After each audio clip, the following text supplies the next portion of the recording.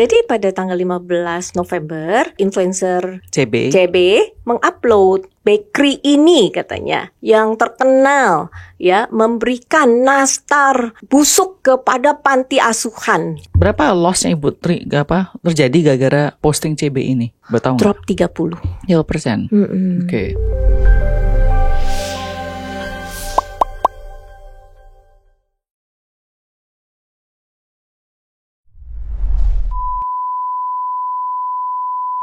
Buat kalian aktivitasnya mostly indoor, sering matahari, jangan lupa minum Hadoco Vita D, minuman vitamin D3 pertama di Indonesia yang mudah dikonsumsi dan penuhi kebutuhan harianmu. Thank you so much Hadoco Vita D yang sudah support iSleep Show kali ini. Oke, saya nggak panjang lebar, kita langsung masuk saja ke topik kita hari ini dengan Ibu Susan sebagai CEO daripada Claremont Bakery, Claremont Cakes atau bakery ya? Cakes. Yeah. Ibu adalah CEO dan juga founder. Saya juga founder. Oke, sedikit sejarah dulu dong Bu. Ibu itu backgroundnya apa? Kok bisa tiba-tiba membuka Claremont? Sejak kapan? Bisa nggak cerita story-nya bagaimana Bu? Oke. Jadi saya sebetulnya anak dari Pak Hari Darmawan. Oh, oke. Dan mama saya Ibu Ana. Jadi retail ya Bu ya? Ya, retail. Oke. Nah, jadi saya dari kecil suka masak. Pada saat saya 6 tahun, ibu saya terkejut kok bisa bikin pancake, bisa kupas nanas dan lain-lainnya. Nah, setelah saya lulus sekolah di Singapura, saya masuk ke Culinary Institute of America. CIA, ya. Nah, saat itu saya mungkin di kelas hanya 2 wanita ya. Saya di dalam kelas yang semuanya pria. Nah, setelah saya lulus, saya merasa oh iya betul juga ya kata mama saya, pentingnya edukasi.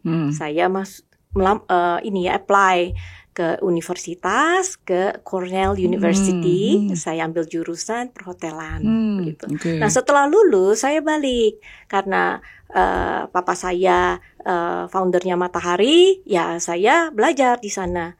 Sayangnya saya cuma bekerja 1,5 tahun. Setelah itu krisis 98. Nah, pada saat itu papa saya sangat membesarkan perusahaan sampai cita-citanya untuk membuka 100-200 department store. Nah, memang pada saat itu karena dolar ya yang naik dari 2.000 menjadi 17.000, di mana loan yang kami ini sudah tidak mampu kami bertahan, akhirnya kami harus jual. Nah, pada saat itu 98 lah kami memikirkan bagaimana kita berdiri independen. Nah, ada satu bakery. Ya, pada saat itu namanya Sun Mary. Oh, tahu Sun Mary? Iya. Oh, oke. Nah, Sun Mary bukan yang di Pluit. Oh, bukan? Bukan. Oh. Itu Sun Mary Indonesia. Oh. Kalau ini yang asli dari Jepang. Oke. Nah, itu usaha seorang Jepang. Kawannya papa saya. Oke. Nah, pada saat 98 prinsipalnya financial trouble. Jadi akhirnya kami ambil alih.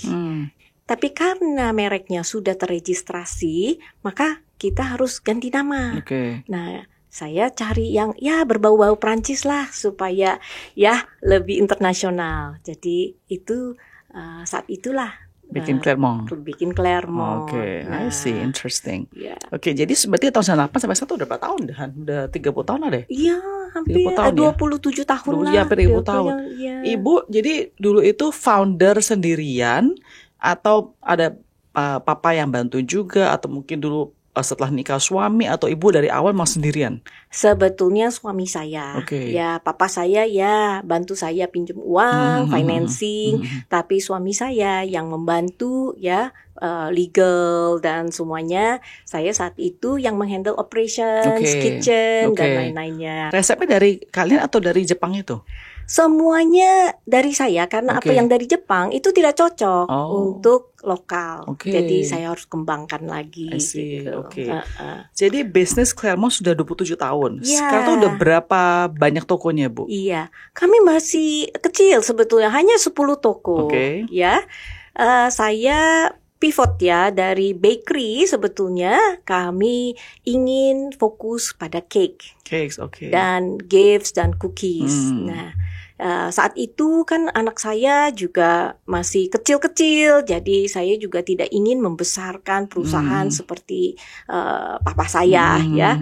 Namun setelah mereka sudah lebih besar, saya mulai membesarkan bisnis Claremont. Nah, sekarang kami bervisi untuk mengembangkan sampai 30 toko gitu. Oke, I see. Jadi 30 tahun perjuangan. Tadi Ibu bilang awal-awal pasti CIA tadi itu cuma 2 murid perempuan. Iya. Selama journey Ibu nih sebagai seorang businesswoman di bidang F&B, apa sih challenges yang Ibu ketemuin sebagai seorang perempuan?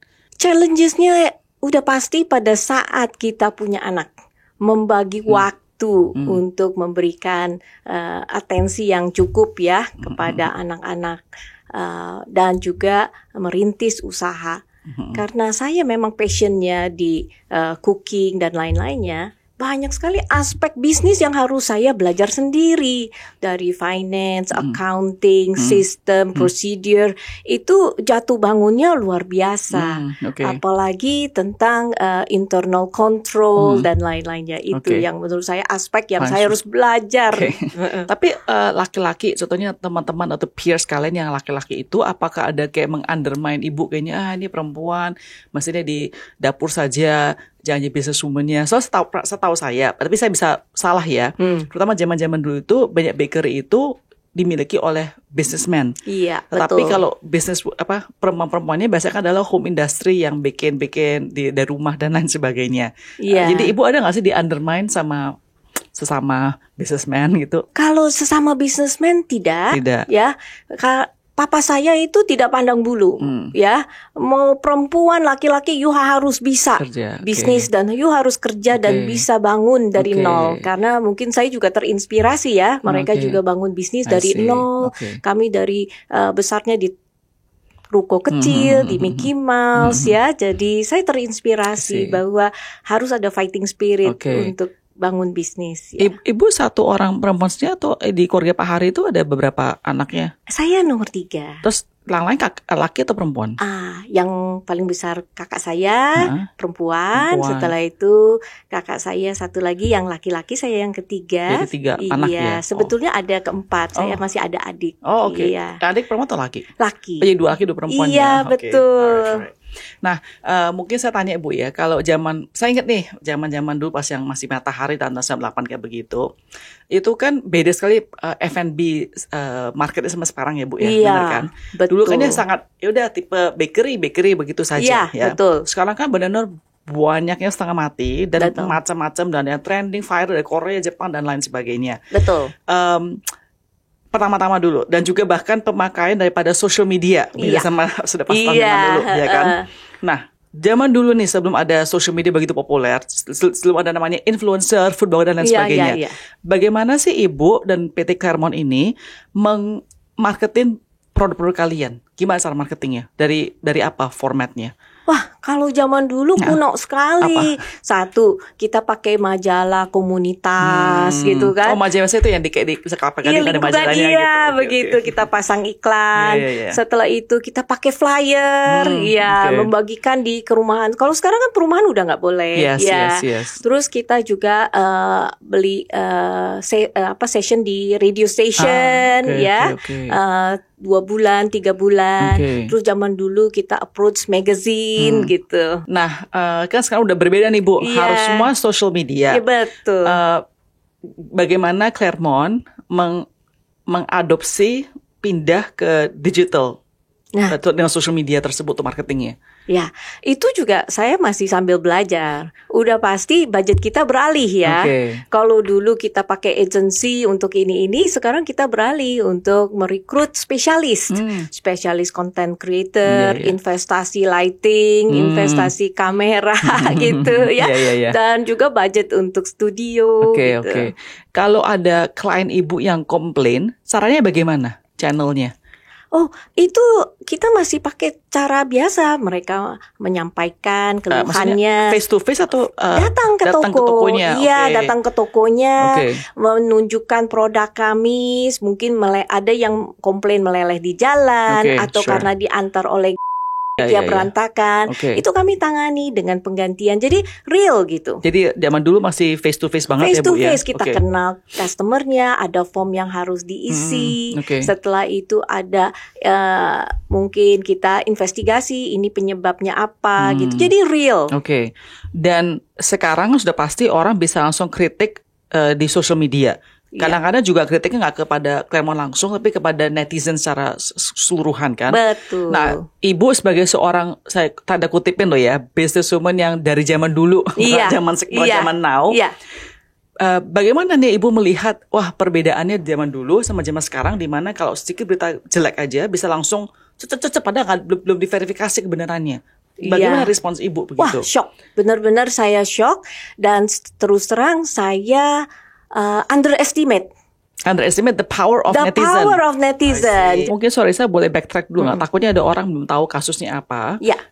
Bisa jelasin dulu nggak sih apa terjadi dengan Claremont jadi viral? Tapi viral tidak yang positif, viral negatif itu apa yang terjadi? Boleh kasih tahu sedikit nggak Bu kronologinya? Apa yang terjadi? Jadi pada tanggal 15 November influencer CB mengupload bahwa ada bakery ini katanya yang terkenal ya memberikan nastar busuk ya kepada panti asuhan. Gitu. Wait. Jadi Ibu pertama kali tahu berita itu dari mana? Apakah dari staf Ibu kah atau dari staf yang nunjukin? Iya. Itu udah viral beritanya. Sudah. Dan pertama-tama dia tidak sebut namanya ya, tidak sebut Ibu punya bakery-nya kan? Tidak sebut. Ada pakai initial nggak? Tidak, pada saat itu tidak ada. Hanya bakery ini yang terkenal. Gitu. Ada foto packaging juga tidak ada nama-namanya. Awalnya tidak, tapi di DM-nya ada yang bertanya kepada influencer, apakah ini apakah ini gitu ya. Jadi video selanjutnya dia mention bahwa itu CT ya. Nah, tapi pada saat ditanya ini bakery mana? Kalau yang lainnya disebut tidak ada respon. Tapi pada saat itu ini Claremont langsung ada tanda love gitu. Jadi netizen terpiring gitu. Tapi yang yayasan tersebut yang panti asuhan ya Bu ya. Itu memang Ibu sering mengirim kue-kue makanan ke panti asuhan tersebut. Ibu tidak. Jadi pada saat itu upload kita kebingungan karena kita tidak kenal sama tim tersebut. Iya, kita tidak kenal sama sekali dan kita tidak pernah dapat komplain. Betul. Maka saya kebingungan bagaimana kok bisa dikirim ke sana. Iya, betul. Dengan dalih bahwa itu adalah CSR programnya Claremont kan, benar kan? Nah, jadi pada saat itu ya bulan bersama kita memang ada CSR. Tapi bukan panti asuhan tersebut. Bukan panti asuhan tersebut. Kita hubungi panti asuhan tersebut. Apakah mereka menerima? Mereka bilang tidak. Mereka tidak menerima nastar busuk. Tapi menerima nastar sama sekali nggak? Iya, terima. Tapi semuanya yang bagus. Sorry. Jadi, bentar. Jadi yang yayasan tersebut, Ibu bilang Ibu tidak pernah memberi instruksi untuk mengirim ke sana. Iya. Kan? Terus Ibu verifikasi kepada yayasan tersebut, dia bilang dia tidak ada terima nastar busuk. Begini, jadi kami ada CSR dan kami verifikasi ke CSR yang kami berikan. Mereka tidak menerima sesuatu. Nah, berarti kita masih bingung siapa ini yang menerima nastar busuk. Iya. Sorry, disebut nama yayasannya nggak sih Bu? Pasti di CB punya apa? Tidak. Tidak ada. Tidak. Jadi Ibu nggak bisa verifikasi juga kepada yayasan tersebut nggak bisa ya? Tidak bisa. Makanya kita ambil langkah untuk ketemu dengan influencer CB. Gitu. Pada saat bertemu, sepertinya beliau menyampaikan bahwa beliau sudah verifikasi dengan yayasan tersebut. Nah, setelah itu saya mengambil posisi saya nggak kenal kok yayasan tersebut, saya nggak kenal dan kita nggak pernah memberikan, ya udah diamin dulu gitu kan, mungkin itu akan reda sendiri. Tapi semakin semarak, semakin kebenciannya, hujatannya, wah kami benar-benar sampai ratusan ya masuk ke DM kami. Nah setelah itu kami staf kami bilang, kayaknya kita harus ini deh, investigasi gitu ya. Tapi sebelumnya pada saat kita menyampaikan kepada influencer tersebut bahwa ini beritanya bohong ya, kami tidak melakukan ini dan lain-lainnya, wah influencer tersebut juga merasa bersalah. Oh, dia masih bersalah? Iya, waktu pertemuan itu. Okay. Dan dia merasa, oke, gini deh, untuk koreksi situasi ini, coba nanti saya kasih bantuan untuk memulihkan nama baik Claremont. Terus. Berarti kita happy dong, kita balik gitu.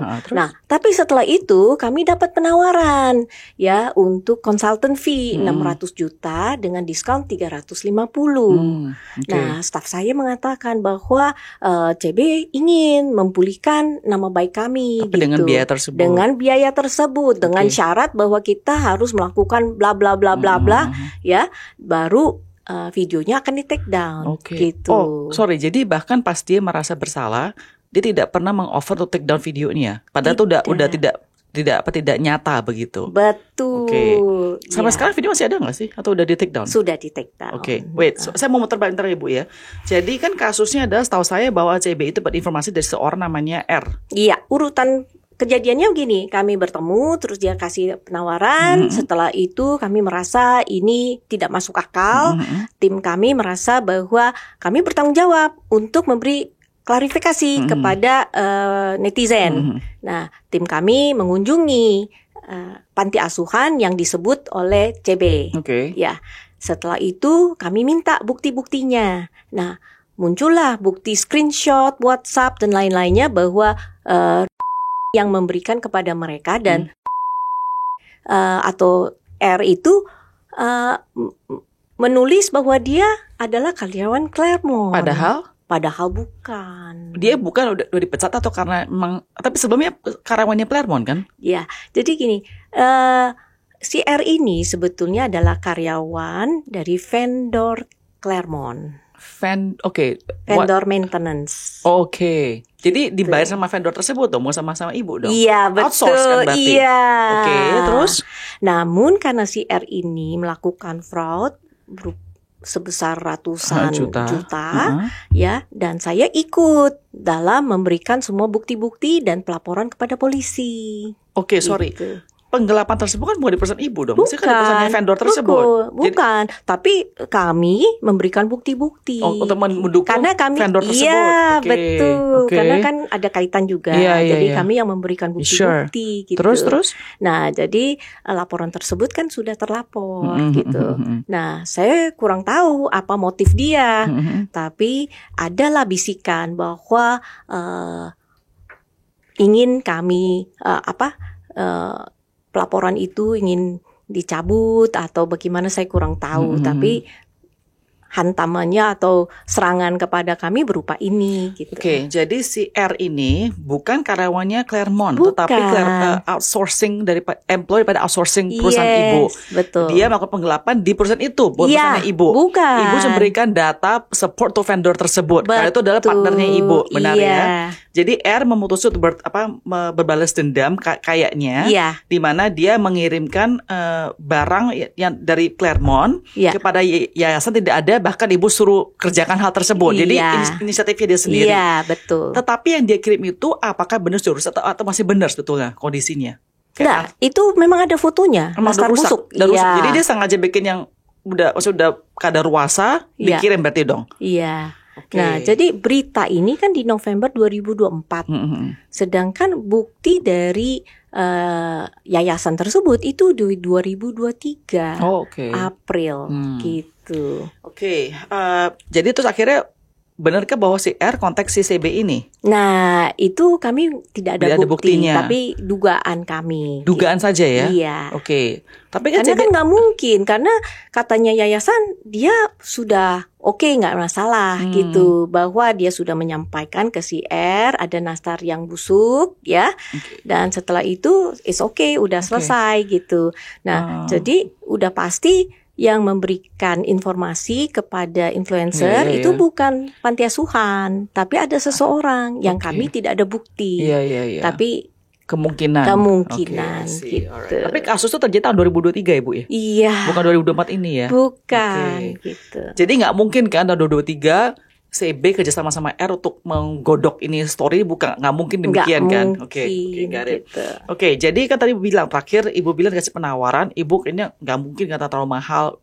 Ya maybe you think it's too expensive, juga mungkin merasa loh saya nggak bersalah, apa saja harus bayar orang tersebut kan, gitu kan. Betul. Terus apa yang selanjutnya terjadi, Bu? Nah, jadi kami melakukan investigasi. Setelah itu kami unggah video untuk klarifikasi. Oke. Ya.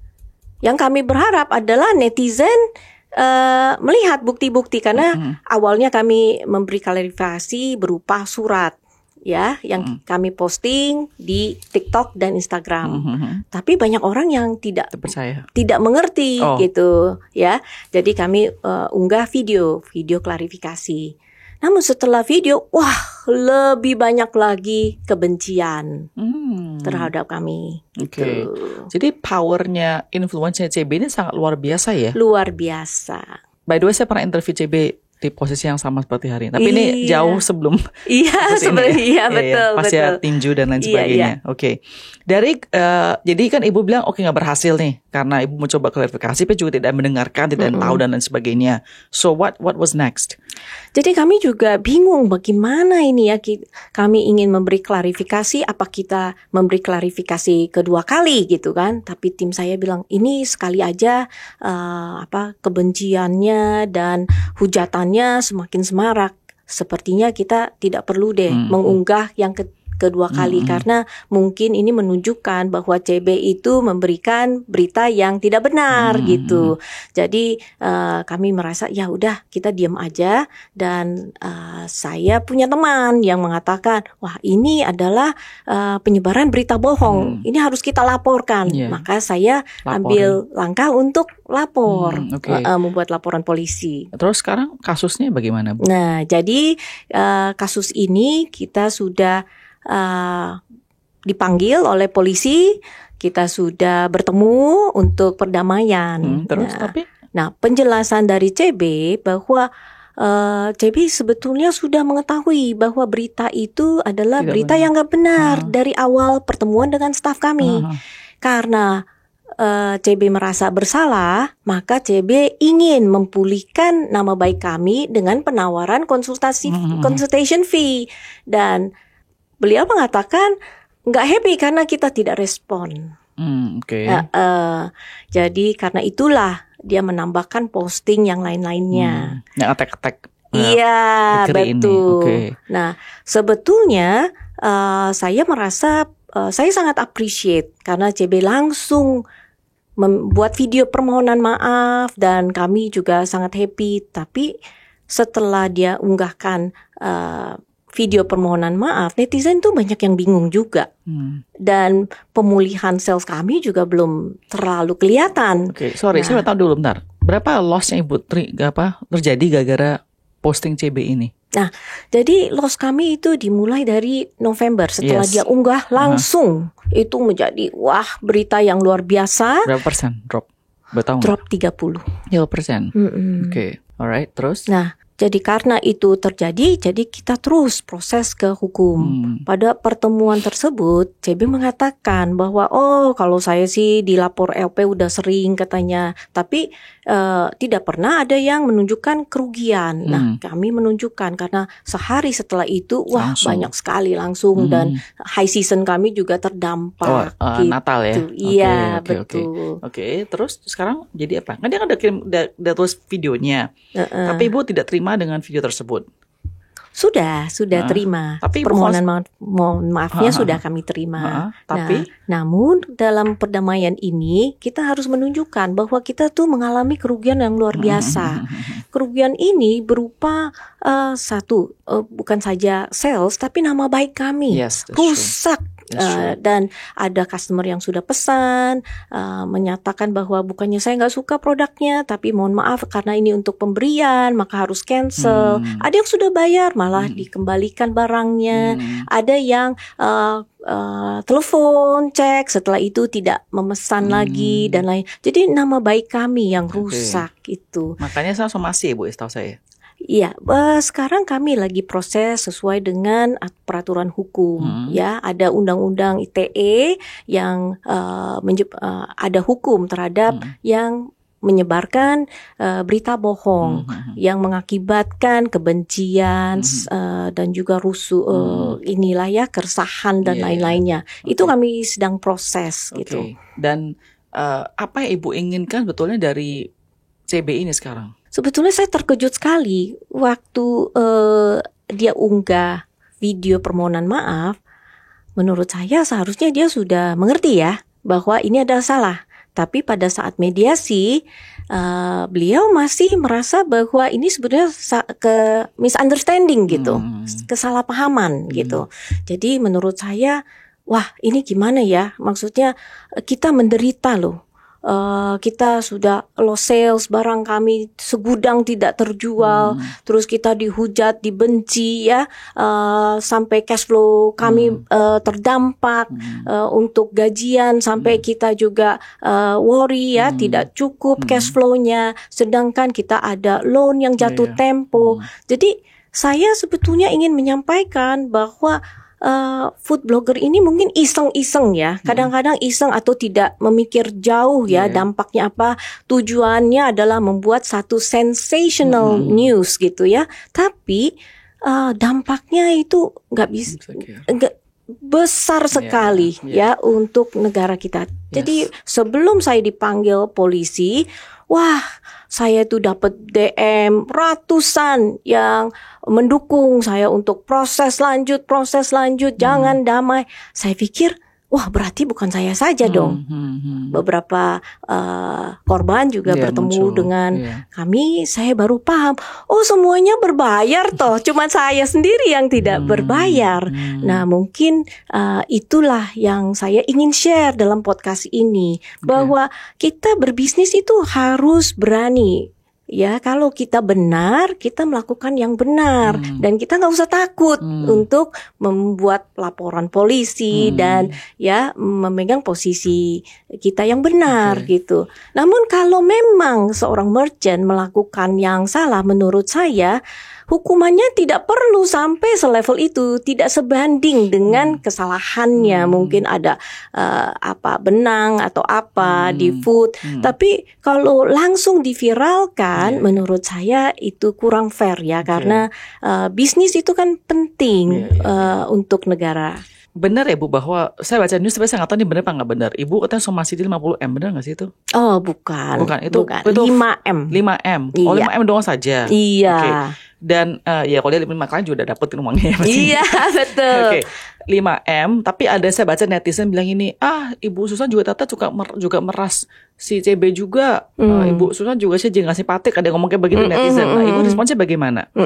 Jadi kami tidak memeras, tapi yang 5M itu bukan somasi, kami cuman menunjukkan bahwa ada kerugian sekian dan bagaimana respon dan tanggung jawab dari CB itu. Jadi kami tidak mengatakan harus 5M, tapi bagaimana responnya. Kalau hanya permohonan maaf kan konyol juga ya. Dan saya lihat video permohonan maafnya kayaknya yang itu kan, dia pakai kacamata hitam. Iya betul. Ya kesannya juga tidak serius ya. Iya betul. Dan mungkin juga nggak tahu, mungkin kalau dari pihak Ibu tadi saya sengaja mau tanya Ibu dari awal biar mungkin penonton juga tahu bahwa perjuangan Ibu membangun perusahaan sama 30 tahun itu nggak mudah. Iya. Ya kan tadi Ibu bilang banyak jatuh bangunnya, belajar banyak hal baru dan sebagainya, ya kan. Terus dengan satu berita yang tidak benar juga langsung bisa membuat perusahaan tuh dropnya kayak gitu. Iya, betul. Dan itu mungkin satu pelajaran juga buat para konten-konten creator yang lain ya. Kadang-kadang mereka memang benar sih suka bikin konten, tapi buat sensasi nggak dipikir dampaknya tuh betulnya luar biasa. Iya, betul. Negatif banget tuh. Karena saya takutnya karena Ibu PHK karyawan kok nggak bisa bisnisnya berjalan begitu kan. Betul. Jadi is it like a learning thing for other influencers, jangan main kayak begitu, iseng-iseng kayak begitu. Iya, itu pesan saya adalah untuk food blogger ya, memang tujuannya untuk membuat sensational news dan berita orang susah, memang lebih banyak viewernya. Namun kalau bisa dipikirkan supaya win-win gitu. Nah, tapi kalau mulai semua orang berbayar, itu kan akan muncul banyak food blogger yang memakai kesempatan kesalahan sedikit, celah sedikit untuk mendapatkan keuntungan yang banyak. Iya, gitu. Benar sih. Dan kemarin kan juga saya interview Cimehong ya, yang kasus Bekamponnya dan lain sebagainya. Iya. Maksudnya memang zaman sekarang ini this whole thing about content creator versus bisnis itu balance-nya memang sangat sensitif ya Bu ya. Iya, betul. Maksudnya I don't know who's right and who's wrong in that. Misalnya bukan ibu ya kasus ya. Saya in a lot of things itu kita suka nggak tahu kan benar terjadi apa terjadi. Yang penting viral dulu. But once it's viral kita juga nggak bisa membendung viral tersebut. Iya, betul. Bahaya buat kita juga kan. Iya, betul. So yeah, it's definitely not a win situation for everybody. Iya, it's betul. A loss to you, it's a loss to him, it's a loss to a lot of people. Yes. Jadi sekarang Claremont bagaimana Bu kondisinya? Sejak kami proses di kepolisian dan kami memberitakan bahwa kami akan proses hukum, wah luar biasa yang mendukung kami. Nah, jadi saya herannya loh, saya kira ini kasus cuman saya dengan CB, ternyata begitu banyak yang pernah menjadi korban. Korban CB tersebut. Iya, korban CB tersebut gitu.